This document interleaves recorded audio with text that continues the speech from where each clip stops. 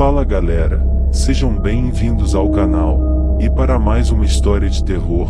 Se gosta desse tipo de conteúdo, não deixe de se inscrever no canal e deixar aquele like e ativar o sininho para receber notificações de novas histórias. Então bora para mais uma. O enterramento prematuro. Há assuntos de um interesse cativante, mas que, por serem demasiadamente horríveis, correspondem mal às finalidades legítimas da literatura de ficção. O contista puro deve evitá-los, se não quiser provocar a repugnância ou a indignação. Só é conveniente ventilá-los quando a severidade e a imponência da verdade os santificam e amparam. Dessarte, sentimos-nos arrebatados pela mais intensa das angústias fascinadoras quando lemos uma descrição da travessia do Berezina, do terremoto de Lisboa, da peste de Londres, da matança de São Bartolomeu, da agonia dos 123 prisioneiros sufocados no buraco negro de Calcutá. Mas, em semelhantes descrições, é o fato, é a verdade, é a história que impressiona, imaginados, só causariam repulsa. Acabo de mencionar algumas das calamidades mais conhecidas, as mais augustas que aconteceram, mas, em cada um desses casos, a amplitude atua tão fortemente sobre a imaginação quanto o caráter da desgraça. É inútil lembrar ao leitor que eu teria podido extrair do imenso e lúgubre catálogo das misérias humanas exemplos particulares mais carregados do profundo sofrimento do que qualquer um desses imensos acúmulos de infortúnios. Sim, a verdadeira desdita, a aflição última, é qualquer coisa de individual, que de modo algum se dispersa. E agradeçamos a misericórdia divina pelo fato de os mais atrozes estertores da dor acometerem o homem sozinho e não ao homem como unidade coletiva. Ser enterrado vivo, certamente, constitui a mais pavorosa contingência a que se possa ver reduzido um habitante deste mundo. Nenhum daqueles que sabem refletir quererá negar que o caso se tem verificado frequentemente, muito frequentemente. As fronteiras entre a vida e a morte permanecem, para nós, obscuras e imprecisas. Quem dirá onde acaba uma e começa a outra? Sabemos que existem doenças nas quais todas as funções sensíveis da vitalidade se interrompem totalmente, sem que em tal fato haja outra coisa além daquilo que se chama com propriedade suspensão, paradas temporárias da máquina incompreensível. Decorrido certo tempo, algum princípio misterioso, que não pode ser apreendido, restitui o movimento às engrenagens mágicas e às rodas encantadas. A corda de prata não estava desfeita para sempre, nem o navio de ouro irremediavelmente quebrado, mas, nesse interregno, que acontecerá à alma? À parte, porém, a conclusão inevitável a priori, de que a tais causas devem corresponder tais efeitos, indica a ocorrência bem conhecida de semelhantes casos de interrupção de vitalidade deve naturalmente conduzir certas vezes a enterramentos prematuros, e à parte isso, digo, temos o testemunho direto de médicos e outras pessoas cujas experiências provam que se tem verificado uma grande quantidade de tais enterramentos. Poderia citar incontinenti, se preciso, 100 exemplos autênticos e comprovados. Não faz muito tempo que aconteceu muito significativo, não longe daqui, em Baltimore, cujos pormenores talvez estejam presentes à memória de mais de um dos meus leitores. Ele provocou uma impressão dolorosa e intensa, que se espalhou até muito longe. A mulher de um dos cidadãos mais respeitados, e jurista eminente membro do Congresso, e foi assaltada por súbita e inexplicável doença que desafiou a capacidade de seus médicos. Depois de muito sofrimento, ela morreu, ou foi considerada morta. Ninguém suspeitou, nem tinha razão para suspeitar, que não estivesse de fato morta. O rosto mirrado e emagrecido tomara o aspecto habitual, os lábios tinham uma palidez de mármore, os olhos estavam embaciados, o corpo frio e o pulso cessara de bater. Passaram 3 dias sem enterrá-la e manifestou-se uma rigidez de pedra. Numa palavra, as exéquias foram aceleradas por causa do rápido progresso daquilo que foi tomado pela decomposição. A senhora foi colocada em seu mausoléu de família, que não foi aberto nos 3 anos seguintes. Ao cabo desse tempo, precisaram abri-lo para colocar um ataúde, mas, que desgraça, que choque tremendo aguardava ao marido, que foi quem abriu, pessoalmente, a porta, quando os batentes viraram nos gonzos, caiu-lhe nos braços, com um ruído seco, um objeto envolto em branco, era o esqueleto de sua mulher, em sua mortalha que ainda se encontrava em bom estado. Um exame pormenorizado revelou de maneira insofismável que ela voltará à vida menos de 2 dias após seu enterramento, que, ao se debater no esquife, que estava colocado na borda de uma prateleira, fizera-o cair por terra onde lhe se despedaçara, libertando-a. Uma lamparina, que havia sido deixada cheia de óleo no interior do sepulcro, foi encontrada vazia, e mais isso talvez pudesse ser atribuído à evaporação. No degrau mais elevado da escada que conduzia à câmara terrível, encontrava-se um grande pedaço do esquife, com o qual devia ter se esforçado por chamar a atenção, batendo com ele na porta de ferro. Enquanto batia, sem dúvida desfalecera ou então morrera realmente de simples pavor. Na queda, sua mortalha deve ter ficado presa em alguma saliência da grade. E o corpo, assim sustentado, decompôs-se, sem cair. Em 1810, verificou-se na França um caso de inumação de pessoa viva, acompanhado de circunstâncias que demonstram perfeitamente a veracidade da afirmativa corrente de que a verdade é mais estranha que qualquer ficção. A heroína da história foi a sorta Vitorina Lafourcade, jovem de família ilustre, rica e de grande beleza. Entre seus numerosos pretendentes encontrava-se Juliano Bossier, um pobre escritor ou jornalista de Paris. Seus talentos e suas maneiras, sob todos os aspectos simpáticas, tinham chamado a atenção da herdeira que parece tê-lo efetivamente amado. Todavia, o orgulho de sua raça levou-a, finalmente, a rejeitá-lo para desposar certo Sr. Renelle, banqueiro e diplomata bastante conhecido. Depois do casamento, ele descuidou-a e talvez a tenha tratado bem mal. Após ter vivido com o marido alguns anos infelizes, ela morreu, ou pelo menos pareceu tão bem morrer, que seu aspecto enganou a todos que a viram. Foi enterrada, e não num mausoléu, mas numa sepultura comum, num cemitério de sua aldeia natal. Cheio de desespero e ainda inflamado pela recordação de seu imenso afeto, o apaixonado transporta-se de Paris para a província distante onde se encontra essa aldeia, na intenção romântica de exumar o cadáver e se apoderar de um dos cachos da cabeleira luxuriante.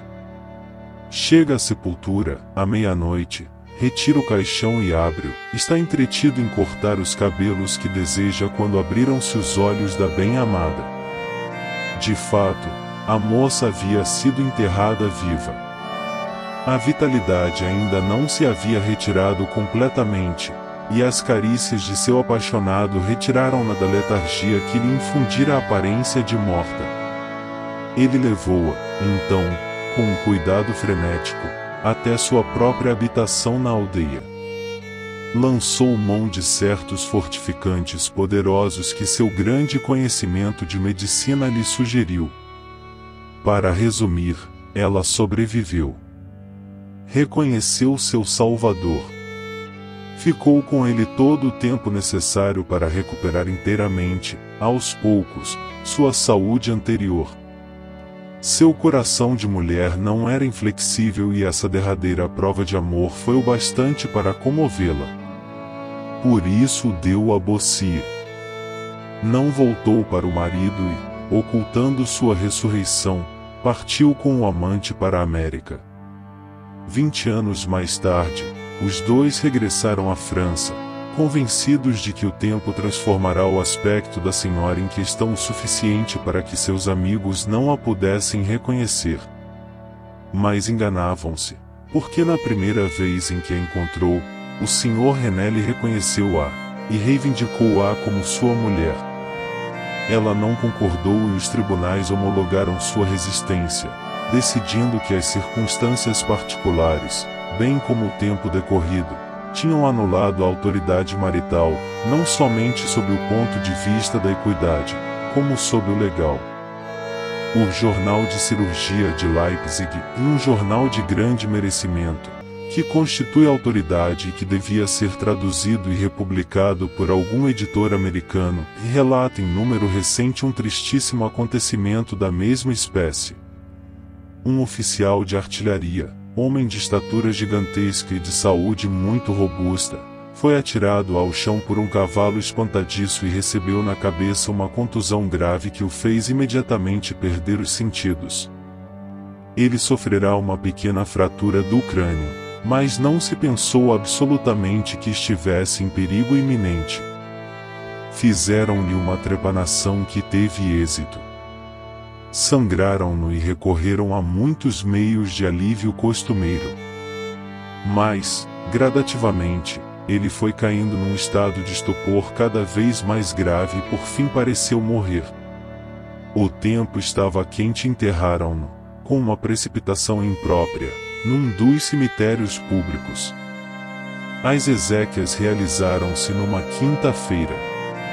No domingo seguinte houve, como é costume nesse dia, grande afluência ao cemitério. Cerca do meio-dia verificou-se uma perturbação considerável quando um camponês declarou que, estando sentado sobre a sepultura do referido oficial, percebera claramente que a terra se mexia, como se alguém estivesse debatendo-se debaixo dela. A princípio, suas palavras não mereceram grande atenção, mas seu evidente terror, sua insistência teimosa em garantir sua história, acabaram por impressionar a multidão. Foram buscar apressadamente paz, e a sepultura, escandalosamente pouco profunda, logo se encontrou bastante escavada para mostrar a cabeça de seu ocupante. Este parecia de fato morto, mas estava sentado quase por completo no caixão cuja tampa ele conseguirá levantar parcialmente, graças a esforços tremendos. Transportaram-no imediatamente para o hospital mais próximo, onde verificaram que estava vivo, embora em estado de asfixia. Algumas horas depois ele voltou a si, reconheceu as pessoas de suas relações e contou, em frases entrecortadas, as horas de tortura que passará no túmulo.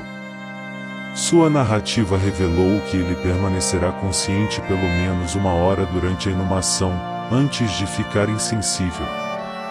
A cova fora enchida descuidadamente com uma terra muito porosa e que tinham esquecido de calcar, era inevitável que certa quantidade de ar a atravessasse. Ele ouviu sob sua cabeça o ruído de passos e esforçou-se em se fazer ouvir por sua vez. Foi pelo rumor da multidão, disse, que lhe pareceu despertar de um sono profundo, mal acordou, porém, pôde avaliar todo o horror de sua pavorosa situação. O paciente, relata-se, estava em bom caminho e parecia disposto a restabelecer-se finalmente por completo, mas sucumbiu vítima do charlatanismo das experiências médicas. Aplicaram-lhe a bateria galvânica e ele esperou de súbito, num dos paroxismos estáticos que essa aplicação às vezes produz. Lembro-me, contudo, a respeito da bateria galvânica, de um caso muito conhecido, e muito extraordinário, no qual esse aparelho serviu para fazer tornar à vida um jovem advogado de Londres que permanecerá enterrado 2 dias. O fato ocorreu em 1831 e produziu profunda impressão em todos os lugares onde foi conhecido. O paciente, Sr. Edward Stapleton, morrera, aparentemente, em consequência de tifo acompanhado de sintomas anormais que tinham despertado a curiosidade das pessoas que o tratavam. Quando pareceu morto, pediram aos seus que consentissem numa autópsia, mas eles recusaram. Como muitas vezes acontece diante de semelhantes recusas, os médicos resolveram exumar o corpo para dissecá-lo, com vagar, em segredo. As medidas necessárias foram facilmente tomadas com o auxílio de um desses ladrões de cadáveres que não faltam em Londres, e na terceira noite consecutiva ao enterramento, o suposto cadáver foi retirado de sua sepultura, de 8 pés de profundidade, e colocado na sala de autópsia de um hospital particular. Depois de ter sido praticada no abdômen uma incisão bastante grande, o aspecto do corpo, que estava fresco e não revelava nenhum sintoma de decomposição, e sugeriu a aplicação da bateria. Sucederam-se as experiências e os efeitos habituais se verificaram sem que coisa alguma os caracterizasse, em particular, a não ser que, numa ou duas ocasiões, as convulsões provocadas lembraram, mais de que costume, as de uma pessoa viva. A noite ia adiantada, o dia estava prestes a surgir, pelo que se julgou dever realizar a autópsia sem mais detença. Um dos estudantes, contudo, desejava particularmente experimentar uma teoria sua e fez absoluta questão de aplicar a bateria a um dos músculos peitorais. Fizeram uma incisão sumária e aplicaram vivamente o fio. Nisso, o paciente, com um movimento precipitado, mas de modo algum convulsivo, levantou-se da mesa, caminhou até ao meio do aposento, lançou de um lado para o outro, durante alguns segundos, olhares perturbados, depois parou. O que ele disse foi incompreensível, mas pronunciou palavras, sílabas perfeitamente audíveis. Depois de ter falado, caiu pesadamente ao chão. Todos ficaram um momento paralisados pelo terror, mas a gravidade do caso fê-los bem depressa recuperar a presença de espírito. Compreenderam que o Sr. Stapleton estava vivo, embora desmaiado. Fizeram-no respirar éter.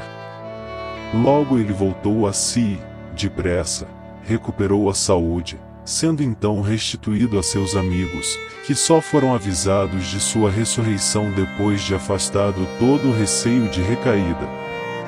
É fácil conceber seu espanto e seu elevado assombro. Mas a mais empolgante particularidade do caso reside no que o próprio Sr. Stapleton contou.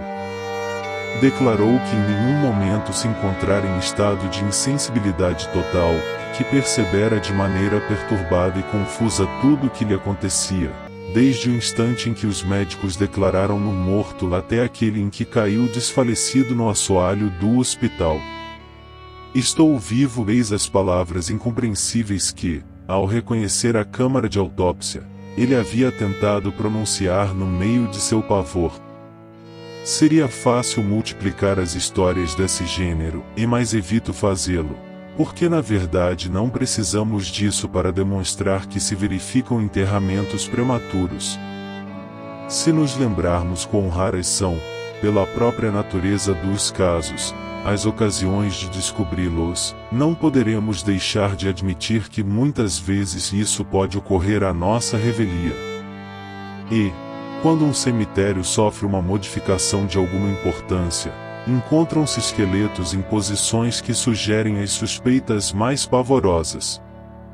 Sim, a suspeita é pavorosa, e mais pavorosa ainda, porém, é semelhante fim.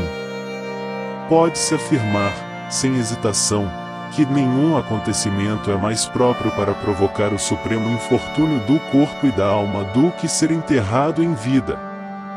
A opressão intolerável dos pulmões, os vapores sufocantes da terra úmida, as mãos que se aferram à mortalha, o amplexo rígido das tábuas, a sombra da noite absoluta, o silêncio igual a um oceano que acabrunha, a presença invisível, mas palpável, do verme conquistador, e tudo isto e o pensamento do ar e da relva que estão à superfície, a recordação dos amigos queridos que voariam em nosso socorro se soubessem de nosso destino, e a consciência de que jamais saberão desse destino em que nós estamos colocados, sem esperança, entre os verdadeiros mortos, essas reflexões, digo, provocam no coração que ainda palpita um grau de pavor, de horror inconcebível, que faz recuar a imaginação mais audaciosa.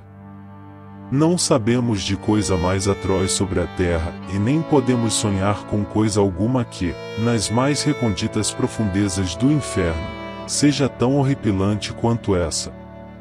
E, por tais motivos, qualquer narrativa referente a esse assunto oferece um interesse profundo, mas um interesse que, em consequência do horror sagrado do próprio assunto, depende muito de nossa convicção de que o caso relatado seja verdadeiro.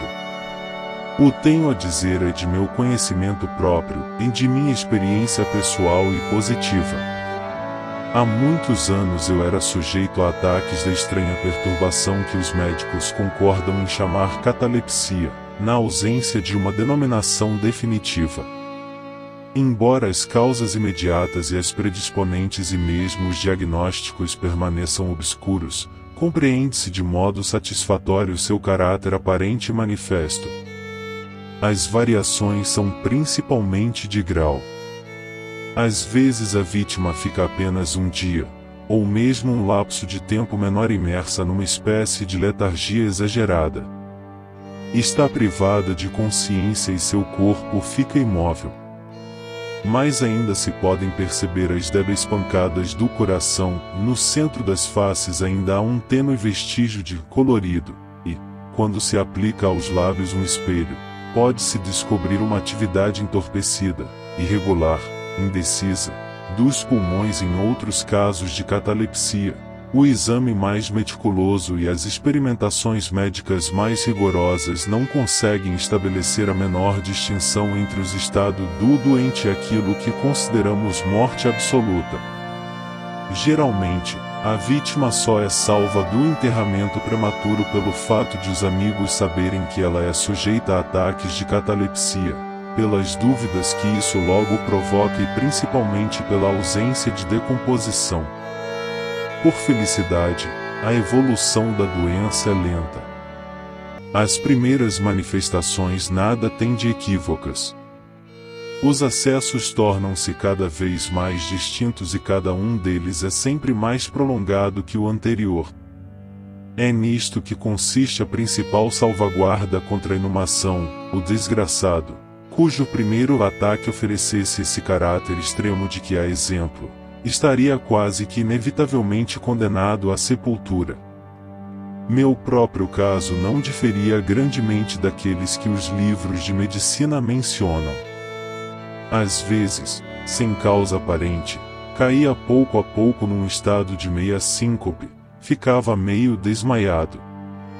E então, sem sofrer, sem poder mexer-me, nem propriamente pensar, mas conservando uma sensação confusa e letárgica de minha existência, e daqueles que rodeavam meu leito, eu ficava assim até que a última fase da enfermidade me fizesse voltar de súbito a uma perfeita consciência de mim mesmo.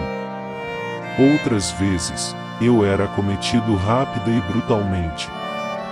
Um mal-estar, um torpor, um frio, uma vertigem me dominava e eu caía de chofre. Depois, durante semanas inteiras era o vazio, a sombra, a noite, e meu universo era o nada. O aniquilamento total não seria mais absoluto. Eu voltava destes últimos ataques com uma vagarosidade correspondente à subitaneidade de sua chegada. Da mesma forma que o dia nasce para o mendigo sem amigos, sem teto, que vagueia pelas ruas durante noites de inverno lúgubres intermináveis, também não menos demorada, penosa e alegremente reaparecia para mim a luz da alma. A não ser minha tendência para essas crises, meu estado geral de saúde parecia bom. E eu não podia absolutamente acreditar que fosse vítima da moléstia predominante, a menos que ela devesse ser considerada como sintoma adicional e caráter particular de meu sono cotidiano. De fato, todas as vezes que eu despertava, não podia recuperar completamente a plena posse de meus sentidos e passava muitos minutos extremamente perplexo e perturbado com minhas faculdades mentais de um modo geral, mais particularmente a memória, em estado de absoluta suspensão. Não havia nenhum sofrimento físico naquilo que eu suportava, mas sim um infinito infortúnio mental. Minha imaginação voltou-se para as coisas macabras. Eu falava de vermes, de sepulturas, de epitáfios. Perdia-me em devaneios de morte e o pensamento da inumação prematura não se afastava de meu cérebro. O horroroso perigo que me ameaçava perseguia-me noite e dia. De dia a tortura que meus pensamentos me infligiam era intensa, de noite, ela alcançava o seu auge. Quando a sombra medonha cobria a terra, sacudida pelo transcendente horror dessas meditações, eu tremia, como tremem os penachos dos cavalos de um carro funerário.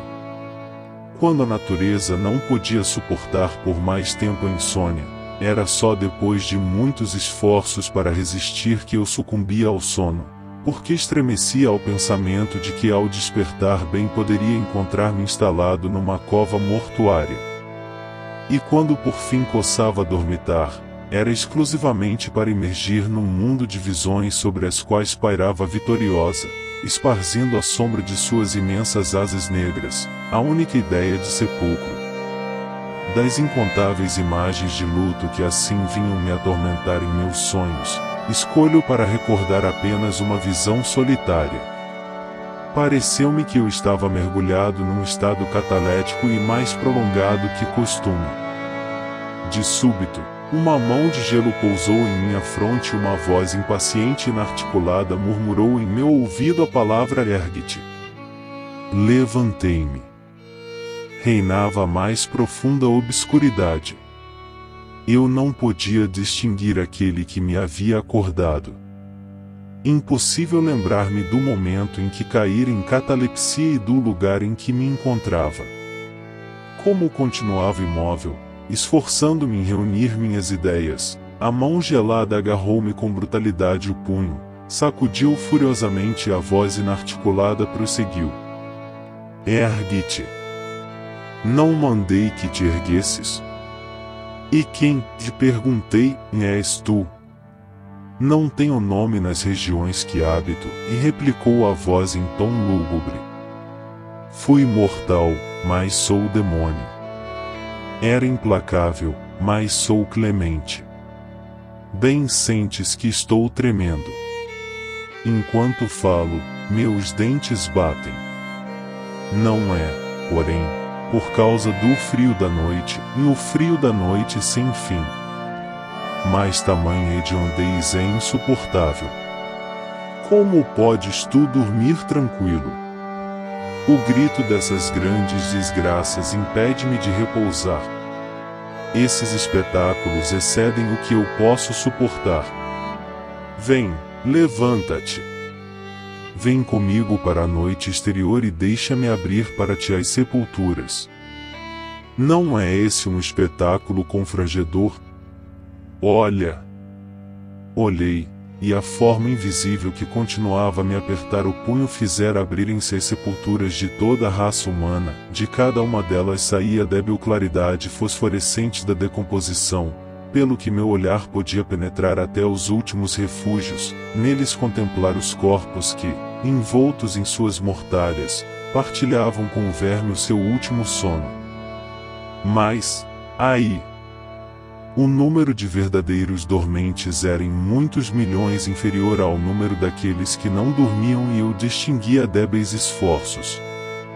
Por toda parte reinava a lamentável inquietação e das profundezas das incontáveis sepulturas subia o melancólico sussurro das mortalhas. E entre aqueles que pareciam repousar tranquilos, vi que havia um grande número que modificara, em gradações mais ou menos apreciáveis, a posição rígida e pouco comoda em que ficaram quando foram enterrados. E como eu olhava, a voz falou novamente. Oh, não é um espetáculo digno de piedade? Mas antes que eu encontrasse resposta, a forma soltara meu pulso, as luzes fosforescentes se desvaneceram e, com um choque repentino, as sepulturas se fecharam, ao mesmo tempo que delas saía um tumulto de gritos desesperados, que repetiam: "Não é, e ó, meu Deus! Um espetáculo digno de piedade?" Visões que assim que aconteciam de noite prolongavam muito tempo ainda sua influência após meu despertar.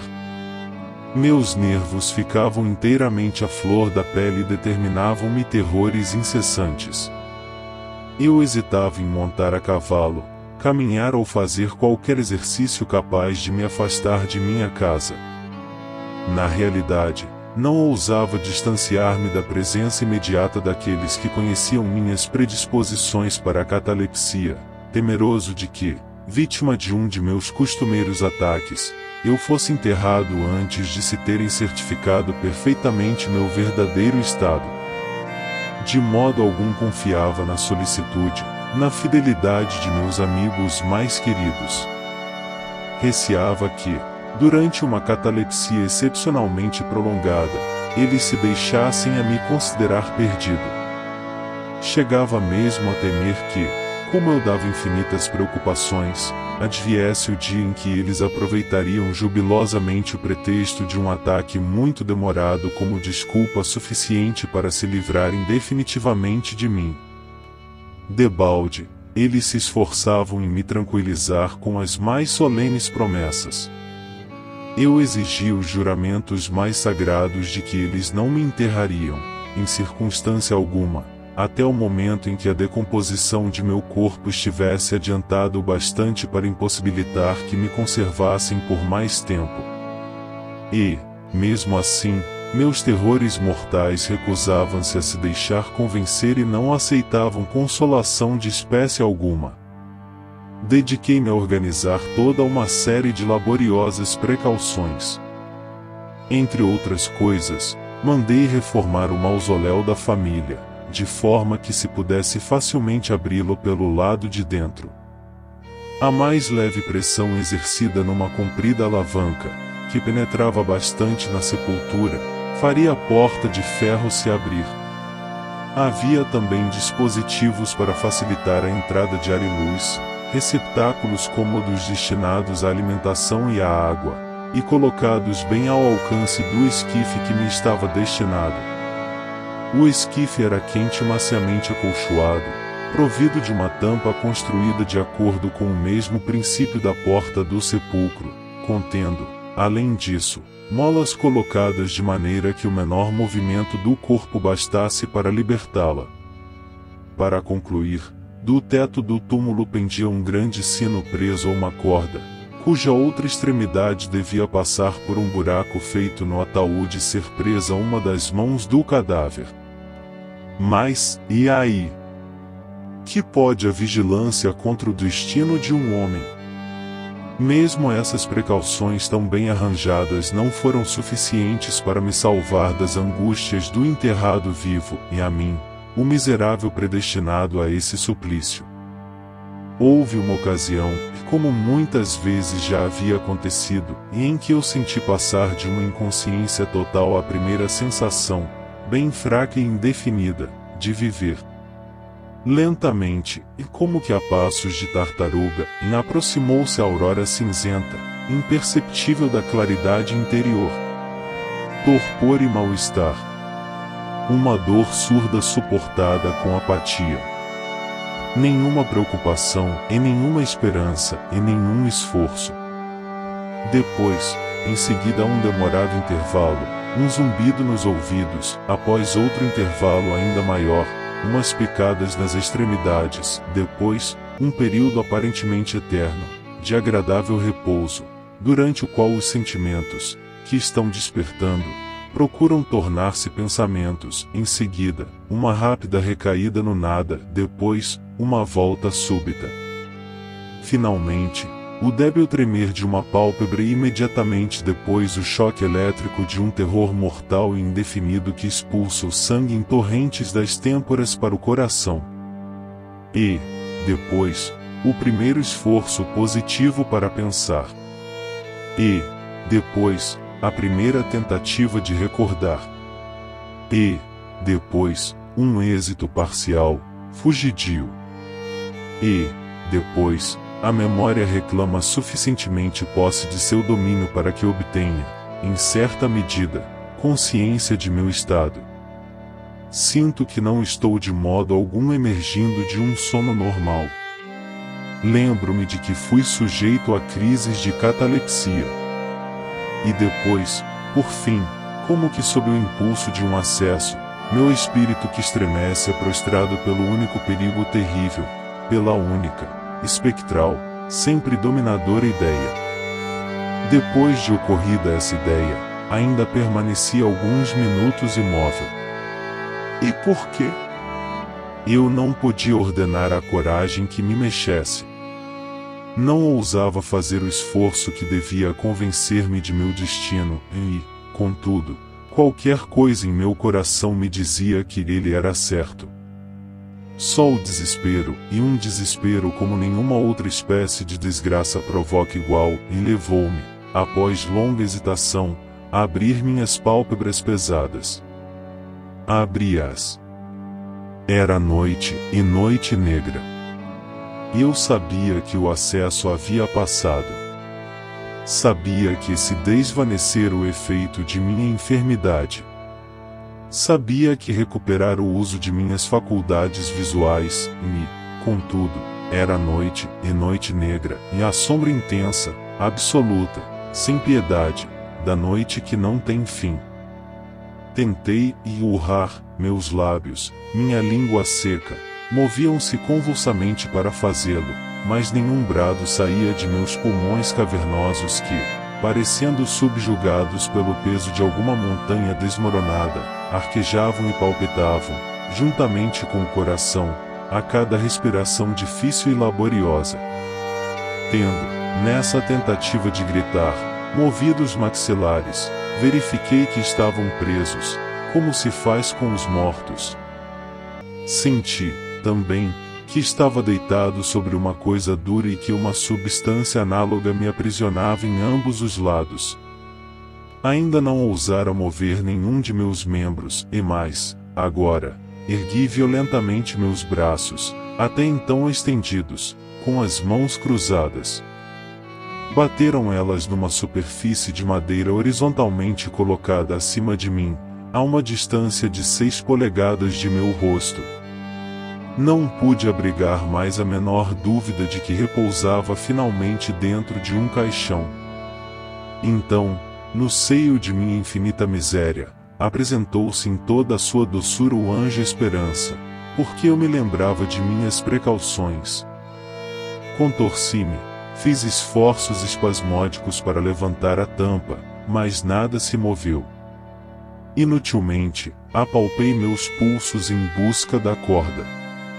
E então, o Consolador fugiu para sempre e um desespero mais inflexível reinou triunfalmente. Porque fui forçado a verificar a ausência do acolchoamento tão cuidadosamente preparado por mim, e de súbito me chegou às narinas o cheiro característico da terra úmida. A conclusão era inevitável, e eu não estava no mausoléu. Havia caído em catalepsia fora de minha casa, e em casa de estranhos, que não podia recordar onde e quando, e tinham sido eles que me haviam enterrado como um cão, empregado num caixão comum e mergulhado profundamente, para sempre, em alguma cova comum, sem nome. E como essa convicção atroz penetrava até ao mais recôndito de minha alma, fiz um novo esforço para gritar a plenos pulmões. E essa segunda tentativa deu resultado. Um grito prolongado, selvagem, ininterrupto, um uivo de agonia soou através do reino da noite subterrânea. Ei! Ei, olhe aqui! Respondeu uma voz rude. Que diabo? Disse outra. Pare com isso! Disse uma terceira voz. Que está acontecendo com você para gritar assim como um lince? disse uma quarta. E nisso fui agarrado e sacudido, sem cerimônias, durante muitos minutos, por um bando de indivíduos de aspecto muito grosseiro.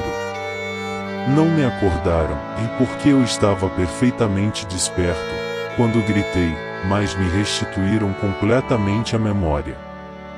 Essa aventura ocorreu em Richmond. Acompanhado por um amigo, eu descera, durante uma caçada, algumas léguas ao longo do rio James. Quando a noite se aproximava, fomos colhidos por uma tempestade. O único abrigo que se nos deparou foi o compartimento de uma pequena balandra que estava ancorada, carregada de humus. Instalamo-nos e passamos a noite toda a bordo. Dormi num dos 2 beliches que era tudo que a embarcação possuía, e é fácil imaginar o que possam ser os beliches de uma balandra de 60 ou 70 toneladas. Aquele que o ocupava não possuía colchão ou roupa de cama de espécie alguma. Sua largura máxima era de 18 polegadas e não era maior a distância entre o fundo e o convés sobre o qual ele ficava. Foi com dificuldade que consegui meter-me nele.